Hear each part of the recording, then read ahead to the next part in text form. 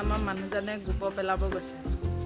গোহালিটো মানে আজি চফা কৰিবলৈ মানে ইমান দিগদাৰ হৈছে গোটেই গৰুৱে খচি একেবাৰে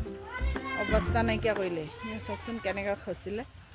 মানে গৰু উলিয়াই নিয়া মানে অলপ দেৰি হৈ গ'ল যে গৰুকেইটা যদি ৰাতিপুৱা উলিয়াই নিয়ে ইমান হেৰি নহয় আজি মানে বৰষুণ দিয়াৰ কাৰণে গৰু উলিয়াই নিব পৰা নাই মানুহ ওলাব পৰা নাই আমাৰ মানে বৰষুণ দিলে বহুত কষ্ট হয় মানুহ ওলাবলৈও নোৱাৰোঁ বৰষুণ দিলে তিতি তিতি কৰি ফুৰিব লাগে এতিয়া বৰষুণ এয়াৰ কাৰণে মানে শহুৰদেউতাই গৰুকেইটা নিলে তাৰপিছত মানুহজনে এতিয়া গোহালি চফা কৰিছে বন্ধুসকল গৰু পোৱালিটোৱে ইমান ধুনীয়াকৈ দানা খাইছে চাওকচোন গৰু পোৱালিটো মানে উলিয়াই নিনিলে দেউতাই বৰষুণ দিছে যে তাৰ অকণমান গাটো অসুখ হৈ আছে কাৰণে তাক উলিয়াই নিয়া নাই সেইকাৰণে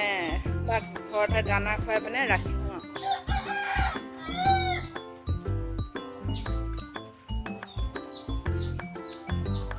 এইকেইটা কুকুৰা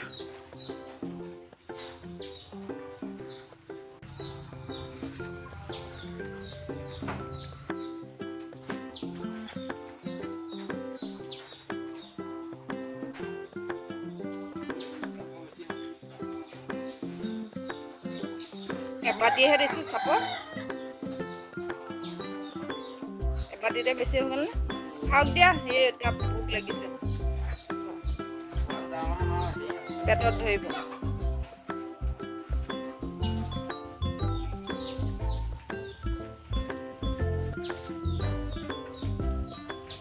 বন্ধুসকল মই এই ব্লগটো ইমানতে সামৰণি মাৰিছোঁ